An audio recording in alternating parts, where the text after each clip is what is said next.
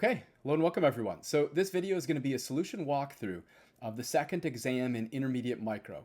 If you're following along with the Varian text, the chapters are going to be technology, costs, cost curves, profit maximization, cost minimization, monopoly, and monopoly behavior. And across the different versions of Varian, those chapter titles have been relatively stable. The chapter numbers, it doesn't make sense for me to share those because on different editions it might be a little bit different. But those are the chapter titles and the topics basically. From monopoly behavior, here we're just interested in third degree price discrimination, which kind of extends regular monopoly profit maximization to a second market, basically. There's 8 questions here. And so, 8 multiple choice questions here. And so let me show these first, and then let me show the longer form questions. And, I know this part of the video is always kind of awkward, but if you haven't already taken the exam, or if you don't remember the questions, this gives you a good opportunity, or like maybe in a future semester or something, to use this as a practice exam. So let me kind of pause over these. I think there was just 2 questions on this page. So 10 and 11. Yep. And then 12 and 13. And then 14. Yep. All right. So that was the exam. Let me just go back over the first couple ones in case you needed to see those. And I'll go over the solution. All right. So the first one, the production function exhibits increasing, constant, decreasing, or increasing, then diminishing returns to scale, or negative returns to scale. The thing we want to pay attention to here is going to be the sum of the exponents alpha and beta. So here they sum up to 1, which tells us we have constant returns to scale. So the answer is B. If alpha plus beta, if there was something greater than 1, we'd have increasing returns to scale. If we had something less than 1, we have decreasing returns to scale. And we showed in class how to show that formally. I think I have a video doing that as well. This one, you didn't actually have to demonstrate it formally. It was just enough to remember to add up the 2 exponents. Okay, so a firm has a production function given by, this is Cobb-Douglas with square root exponents. This is constant returns to scale because 1/2 plus 1/2 is 1. The price of factor 1 is 10, price of factor 2 is $15. In what proportions should the firm use inputs 1 and 2 if it wants to maximize profit? Right, so basically what this is asking for is we want to set up like the firm's profit maximization problem. We want to get the technical rate of substitution. We want to compare that to the ratio of prices, basically the slope of our ISO cost. And ultimately what we're interested in is the tangency condition. And so if you've got kind of that intuition, remember this kind of comes out the same, the tangency condition that we'd get with the cost minimization problem anyhow. And so a good first step here, we did an example like this in class, is just finding the marginal product of factor 1, find the marginal product of factor 2, right? So let me take the partial derivative real quick. It's going to be 1/2 times everything, and then you reduce the power by 1 of the variable from which you're differentiating with respect to, right? And then for the second, the marginal product of factor 2, take this partial derivative here, 1/2 times x1 to the 1/2, that's a constant with respect to x2. Might as well be like 10 or 5 or some other number. We'll just leave x1 to the 1/2 right there. It's going to be 1/2 times x1 to the 1/2. We have to reduce this power by 1. All right, so we get our ratio of marginal products, and that's going to give us our technical rate of substitution. We're going to set that equal to the price ratio, or eventually we're solving a system of equations, right? Because the other way you could do this is you could write out the first order condition. So it would be MP1 equals omega 1. So you could actually set this equal to 10, and you could set the second line equal to 15, and then you could solve a system of equations. Well, it's easy enough to kind of remember this is going to boil down to a tangency. And so we can take my TRS and set this equal to the price rate, the ratio of input prices. And if I do that, sure enough, I see I'm going to get 3x2 equals 2x1, or dividing through by 2, I'll get 1.5x2 equals x1. So the answer is A. All right, so when Farmer Alvarez applies n pounds of fertilizer per acre, marginal product of fertilizer is given by 1 minus n over 200. Price of corn per bushel is $1, or dollar per bushel. Price of fertilizer is 40 cents per pound. How many pounds of fertilizer should Farmer Alvarez apply to maximize profits? All right, so this is one where it's profit maximization problem. We only have one input. The trick is just recognizing we have to set price times marginal product equal to the factor price, right? So P times MPN equals omega. All right, so then the other trick is remembering, okay, we've given you not actually the production function, but the marginal product right here. So you don't need a further derivative. Then you have to recognize which is going to be the output price, which is going to be the input price, right? So what's corn? Well, corn is the output price, right? So it's going to be $1 times the marginal product equals the factor price, 0.14. All right, so then just kind of multiplying through, because this is 1, that's real easy. It's just going to be 1 minus n over 200 equals 0.4. And then just algebraically moving the negative to this side, moving this to the other side, we'll get 0.6 is equal to n over 200. Multiplying through, we get 120n. All right, so the answer is B. Question 4. So a firm has a long-run cost function of 4q squared plus 64. In the long run, the firm will supply a positive amount of output as long as the market price is greater than. All right, so this is a long-run problem, so we're looking for the break-even point. We're looking for the minimum of average total cost. There's a couple different ways we could get there. One is you could get average total cost and you could minimize it. Take a derivative, set it equal to 0. That's the first order condition for a minimum. And then you could find the associated price with that quantity. Another thing that you could do is you could get an expression for average total cost and then get an expression for marginal cost, set those equal, and then get the resulting quantity, then go back and find the associated price. What I did is I found average total cost, right? So if this is total cost, if I divide this whole thing by q, so I'll get 4q, well, okay, so 4q squared plus 64 divided by q becomes 4q plus 64 over q. Then I take my derivative. Well, I don't want to have to use the quotient rule, so I can recognize I can write this 4q plus 64 over q as 4q plus 64 times q to the minus 1. Right? This negative exponent tells me this is a 1 over q times 64. That allows me to just do this derivative with my standard product or exponential or power rule for derivatives. So I take my derivative here. It's going to be minus 1 times 64. Reduce this power by 1. That'll be minus 2. The derivative of this part is just going to be the coefficient. It's just 4. Setting this equal to 0 gives me my first order condition, in this case for a minimum. And then solving, I found 4 is q. Then I have to go back and I have to find the associated price. To do that, I'm going to go to my average total cost function.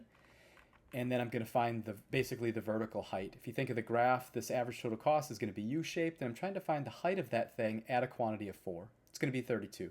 So that's the answer D. All right, then we have Jordan can work as many hours as he wants at a bookstore for a wage of $6 per hour, also plays jazz piano in a small coastal town with few musicians, has a local monopoly on live jazz. The demand for jazz is Q is equal to 50 minus P, where Q is the number of hours of jazz performed per week. P is the price per hour performance. To maximize utility, spends at least an hour per week working at the bookstore and gets at least 1 hour of leisure time. Utility depends only on income and leisure. How many hours per week does he perform jazz? Well, so the answers are some numbers, and then we can't know without determining his utility function. Actually, what we need to do here is, the key thing is, Jordan's got a monopoly. How do we determine how many hours to spend on jazz? Well, we should find the profit maximizing number of hours. And so we'll use our demand curve for jazz. We need to then get our marginal revenue curve, which we'll set equal to our marginal cost. What's the marginal cost? Opportunity cost of time. So that's the wage. So it's going to be 50 minus 2q is equal to 6. Solving algebraically, we find a quantity of 22 hours, and that was the answer. A lime grower has determined a method of production that uses 2 inputs in fixed proportion. Production function is q is equal to the minimum of 3x1 and x2, where x1 and x2 are the inputs, the amounts of input 1 and 2. Those factor prices are 6 and 8 respectively. What's the minimum cost of producing 120 units of output? Well, remember, if we have this Leontief, this perfect complement production technology, what we can do is realize that, the output we get is going to be whatever is the smaller of what's inside this minimum operator. So in order to be able to produce 120 units of output, we have to have 120 units of factor 2. And then we have to have 120 equals 3x1. Solving, that tells us we need 40 units of x1. Right? But that's not the answer. The answer is, what's the minimum cost to produce 120 units? So we have to take those amounts, 40 units of factor 1, 120 units of factor 2, and multiply them by their factor prices. So 40 times 6 plus 120 times 8 gives us 1200. D is the answer. In a market with inverse demand, price equals 10 minus Q. Brand X is a monopolist, no fixed cost, and a marginal cost of 2. If marginal cost rises by 4, or rises to 4, how much will the price rise? Well, all right, you just have to solve the monopoly profit maximization problem twice, once for marginal cost of 2 and once for marginal cost of 4. So 10 minus 2Q equals 2, and then 10 minus 2Q equals 4 are my two maximization problems. Why 2Q? Well, remember, marginal revenue is going to have the same vertical intercept as inverse demand, but twice the slope.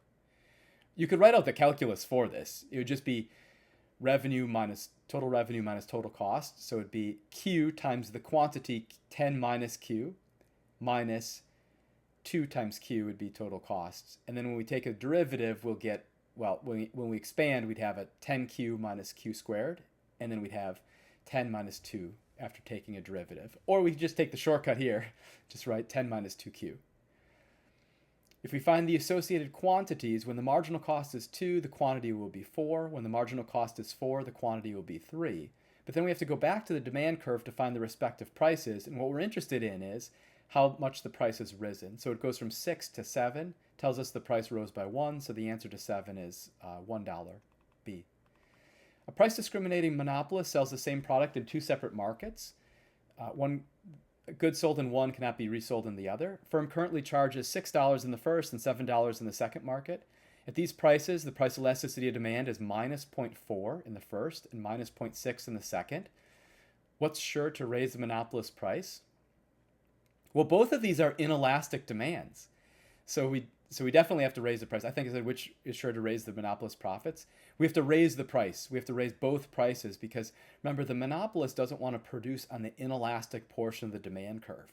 So the fact that demand is inelastic tells us that we're below the midpoint of the inverse demand curve, which also tells us that any reasonable marginal cost curve, actually any marginal cost curve that you can draw to cross marginal revenue, will cross marginal revenue at a point when it's negative.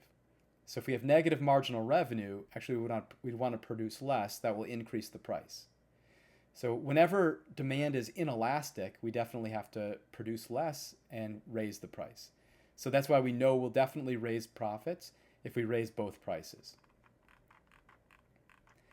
All right, so number 9, this is a longer form question. So we have Crumbworks Cookies, a startup bakery known for its customizable stuffed cookies. They face a major rival, the Girl Scouts, who sell mass-produced cookies at volume. The market demand for cookies is 400 minus P. Initially, both have identical marginal cost of production of 250. If they compete as Bertrand competitors, what price is going to prevail and what will they sell? Well, remember we said here this is just setting price equal to marginal cost. So that's the answer, just set price equal to 250. They'll split the market. Now suppose Crumbworks invests in a new automated oven, reduce its marginal cost to 200. Find the monopoly price and quantity and determine what price they should actually set and how much they'll sell in equilibrium. And then what will Girl Scouts sell? All right, so for this demand curve, we have to find the inverse demand. That amounts to basically just flipping P and Q. So it's going to be price is equal to 400 minus Q. Okay.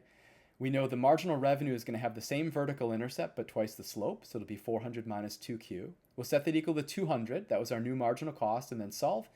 Gives us a quantity of 100. If we go to the demand curve, that's going to give us a price of 300. Well, that price of 300 is higher than the marginal cost of our rivals. So that tells us that our rivals previously were pricing lower. They still can. They're going to undercut us. And so we're not able to operate as a true monopoly because we'll be undercut. Instead, what we want to do is we want to set the price just a little bit below. So I said 250 minus epsilon, right?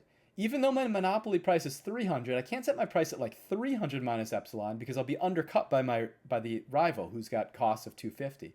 But if I set my price just a little bit below 250, now I can undercut them. And I can do that because their costs were 250, but my costs are 200. So I'll be a monopolist, meaning in this case, Girl Scouts will produce nothing. But I'm not going to be a true monopolist in the sense of being able to set the single price monopoly profit maximizing price, the MRMC price. All right, now suppose we lower our marginal cost all the way to 0. what price and quantity now to maximize profits? Well, if marginal cost is 0, then profit maximization is the same as revenue maximization. This amounts to just finding the midpoint of the demand curve because that's the revenue maximizing point. So we actually don't need any further calculations. I mean, you could write out demand. So you'd have 400 minus 2Q, set that equal to 0, and then solve, and you get a quantity of 200 and a price of 200. Or you could just say, hey, with this demand curve, the midpoint is going to be the revenue maximizing price, or the profit maximizing price when marginal costs are 0. So I'll just find the midpoint, 200 and 200. Right? Girl Scouts would produce nothing because why? Well, we can set our monopoly profit maximizing price now. It's going to be 200. That easily undercuts the rival because their costs were 250. All right, so then the interesting question, what's the highest marginal cost Crumbworks could have while still profitably serving the entire market as an MRMC monopoly, meaning like the large innovation case, meaning we can set our single price monopoly price and still undercut rivals. Well, this means what I want to do is I want to find what's the quantity associated with the price of 250, because that's the target I have to undercut. I have to undercut my rival who has a cost and has the ability to price at 250. So I want to find what's the quantity associated with that. All right, so basically what I want to do is I want to say, well, given my demand curve, if the price is 250, the quantity will be 150. So then I want to know, well, if marginal revenue equals marginal cost optimally, what's going to be the marginal cost associated with a quantity of 150? Solving, we find it's a marginal cost of 100. So if my marginal costs are 100, as an MRMC monopoly, I'm going to want to set my price at 250. Officially, yeah, you'd set your price at like 250 minus epsilon to officially undercut the rival. But if you said like a marginal cost of like 100 or marginal cost of 100 minus epsilon, that's all we needed. Okay, consider the following firm. It has a production technology given by f of x equals the minimum of factor x and then 6. Output sells for $2 per unit. Input has a per unit cost of W. What's the profit maximizing amount of input the firm should use? This is basically a short run profit maximization problem where we have perfect complements inputs. And so we don't know what's going on with factor 2. Like, we're not told about that at all. So we don't really know we don't know what our fixed cost is going to be. So I didn't provide that here. We're just focusing on what's happening with input x. And so if we wrote out the profit function, so this is even, I should do a little bit more, but this is all we need to focus on. It's 2, the output price, times my production technology of minimum x and 6, minus omega, or w, times x. And then it should actually be minus 6 times omega 2. We don't know what our fixed cost is going to be, but that's actually part of like total profits. Now, we don't need that to calculate the solution here or to determine like the optimal amount of the input, but this won't give us overall profits because we're missing what's going on with like this fixed factor. Okay. All right, so what we want to do here is we want to look and see how is an additional unit of x contributing to profit versus to revenue versus to cost.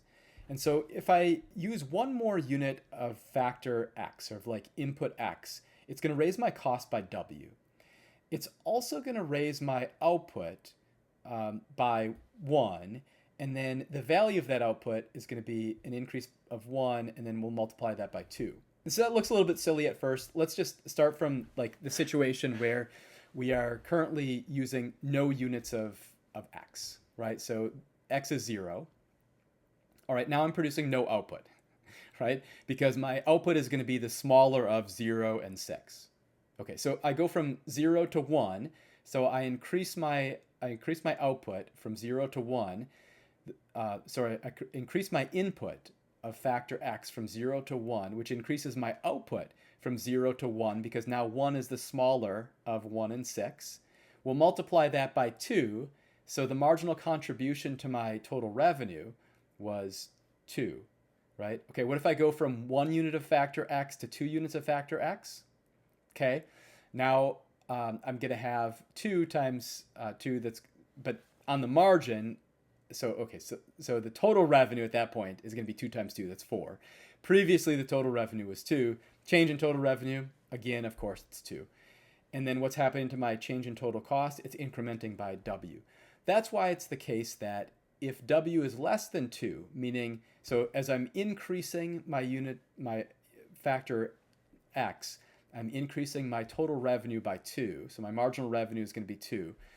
So if the price of that input is less than 2, then I do want to use 6 units. So X will be 6, right? I don't want to use more than that because that's wasteful, because I'm still only going to get 6 units of output because we fixed my other factor at 6. I don't want to use less because if W is less than 2, then if I were to go from like 5 to 6 units of factor X, I would increase my revenues and presumably increase my profits, right? What if W is greater than 2? Well, now I don't want to use factor X at all, right? So then it's just better actually not producing. So for instance, if the easiest one is just like, what if W is 3, right? Okay, so if I go from using no units of factor X, then my amount of output is going to be 0, because 0 is the smaller of 0 and 6. If I go to use 1 unit of factor X, now I'm producing 1 unit of output, because 1 would be the smaller of 1 and 6, as we said before. Multiply that by 2, that gives me total revenue of 2, but then I'd be multiplying a 3 by 1 over here, minus 3 would give me profits of -1, assuming, right, I mean, even just kind of like maybe my fixed cost of 6 is actually 0. Okay, so that's enough to say that I'm not going to want to use factor X if W is bigger than 2. Right, so that's all we need. This is going to actually give me my demand for factor X. All right, question 11. So production function is given by this Cobb-Douglas 4 times the square root of labor times the square root of machines. Right? L is the number of units of labor, M is the number of units of machines. Both inputs are variable. It tells us we have a long run problem here. Price of labor is 64 per unit. Cost of machines is $1 per machine. Find the optimal level of both inputs. That's asking for my factor demands for input L and K. Oh, shoot, I said both inputs L and K. I should have said L and M. Hopefully that didn't throw people off. I'm just now seeing that. Whoops. All right, so what is the minimum total cost of producing 20 units of output? So basically, this is a cost minimization problem. We want to find our demands for inputs L and K. And then once we have that, we'll multiply it by those factor prices of 64 and 1 to be able to get our total costs. Now, what if you thought this was a profit maximization problem? All right, so you could write out profits. We don't have the output price, but for instance, if we're trying to find the marginal, if we're trying to take a partial with respect to L, take a partial with respect to M, and find my first order conditions, so relate my price times marginal product of factor L to my wage in this case of 64, and then I have 2 first order conditions. Okay, if you wanted to go through that whole thing, these P's would cancel.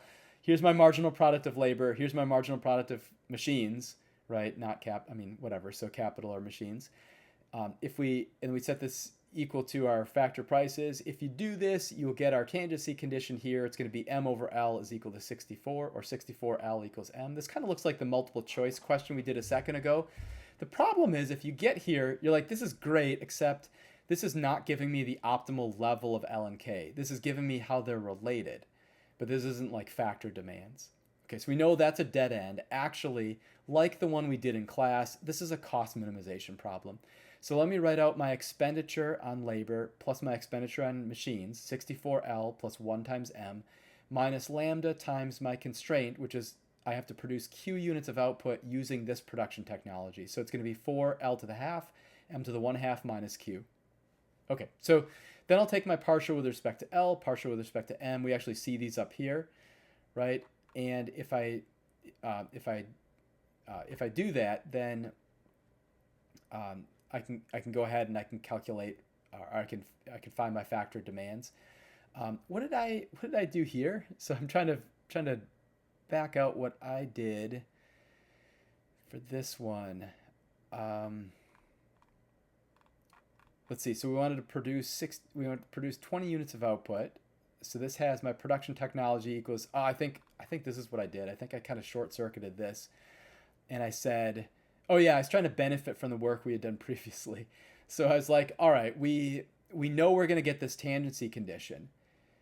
Yeah, so I left out the partial. Sorry, here I'm just like, all right, so here's my Lagrangian.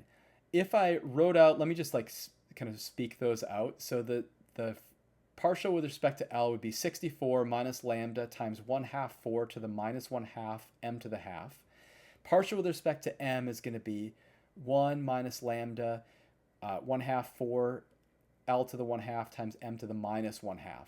If you solve that system of equations for lambda, then you'd get this tangency condition we have here. You'd get 64L equals M, right? Which I did up here basically, only in the context of exploring whether that was a profit maximization problem. In any case, once you've got this tangency condition, you have to plug that into the constraint. And so here was my constraint, 4L to the 1/2, M to the 1/2 equals, well, I had to produce 20 units of output. So that's what this is. This right here is my constraint. Sorry, this was, I forgot this. Now as I'm looking at this is my TA solution for the TA grading, the problem. And so this is not like a full, this is not, I should have written this out more clearly to be like better for you going over this now. But hopefully with me like walking through what this is doing, that makes sense. Maybe the version that I posted already is a little bit confusing. So sorry, my apologies. Sorry about that. Okay, so this is the Lagrangian. I shorthand have basically the marginal products. I'm going to set that equal to the factor prices, right? We said we kind of squint at our first order conditions and it kind of looks like MP1 equals omega 1, MP2 equals omega 2, divide one by the other, and then we got our tangency condition. Okay, so if you're with me from class to that point, here's my tangency condition. I plug that into the constraint. That's this right here. Solving, I find 8L is equal to 5, and then L is equal to 5/8, right? Then M is going to be 40. So those are my optimal levels of L and K. To find the total costs, oh, I didn't write that in here. Okay, so to find the total costs, that's going to be L times 64 plus M times 1. So now I feel compelled to. I don't want to write out all those. I don't want to write out all those first order conditions or all the calculus from the Lagrangian part, but for total cost, it's going to be 64 times 5/8 plus 1 times 40. Is that right? Did I reverse these? No. So that's going to give us total costs. Okay, so total cost is going to be, well, 64 and 8 are going to cancel, so I'll have an 8 times 5. That's going to be 40 plus 40. So total cost is 80. Okay. Okay. Last couple. So Nadine has a production technology given by 4x1 plus x2, where x1 and x2 are two input factors. Price of factor 1 is 12. Price of factor 2 is 2. Nadine seeks to minimize cost to produce 30 units. Find the optimal levels of factor 1 and factor 2. All right, we're trying to minimize cost. This is a cost minimization problem where these are perfect substitutes. So we want to compare the slope of the isoquant to the slope of the isocosts. So I just drew in an isoquant. So I said IQ, and then I put in steeper ones for my isocost. I want to find this where the smallest isocost crosses my isoquant. It's going to be an alley solution, an all factor 2. How do I know that? Well, my isoquant is going to have a slope of 1, or sorry, a slope of 4, because it's the partial derivative here with respect to factor 1 is 4. Partial with respect to factor 1 is 1. 4 divided by 1 is going to be 4. Okay, so that's why I said my TRS is 4. And then my isocosts are going to have a slope of 12 divided by 2, right? Wage was 12. Rental rate of capital was 2, so 12 over 2 is going to be 6. Well, 6 is steeper. Isocost with a slope of 6 is going to be steeper than an isoquant with a slope of 4. So that gives us this picture, which is an alley solution. Okay, I'm only going to use factor 2. How much factor 2 do I need? Well, I'm going to get the marginal product of factor 2 is 1. I need to get 30 units. That's going to tell me I'm going to need to use 30 units of factor 2 to be able to obtain 30 units of output. Those 30 units are going to cost me 30 times 2, $60. So my total cost is going to be 60. A monopolist faces a constant marginal cost of $1 per unit, has no fixed costs. Price elasticity of demand is constant, equal to -3 at all output levels. What price should the monopolist charge to maximize profits? All right, so it's going to be price minus marginal cost over price equals 1 over elasticity. Right? Elasticity is going to be negative, so I should have a minus sign here, or I should have this in absolute value. But we know that. We know the left-hand side has to be positive, so the right-hand side has to be positive.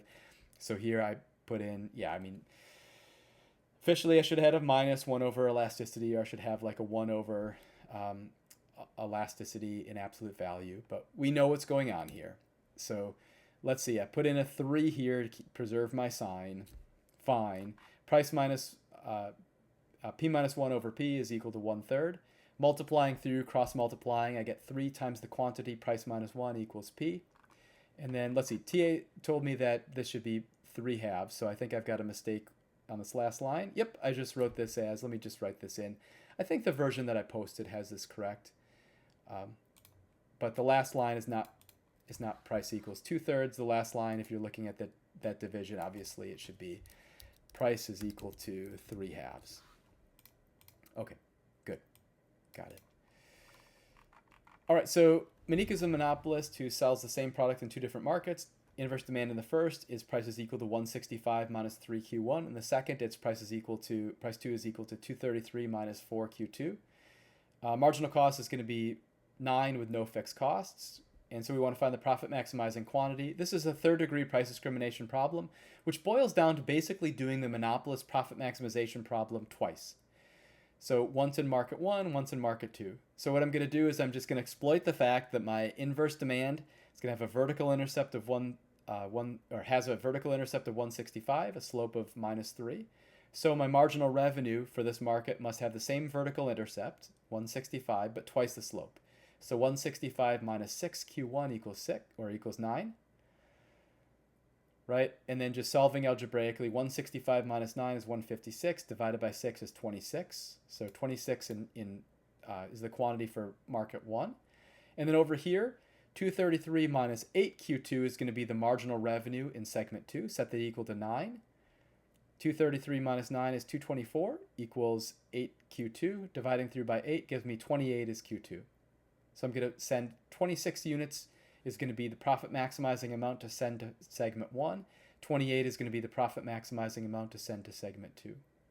Okay, and that completes the exam here. So hope you enjoyed the video. Hope you did well in the exam or as you were practicing this, and I'll see you next time.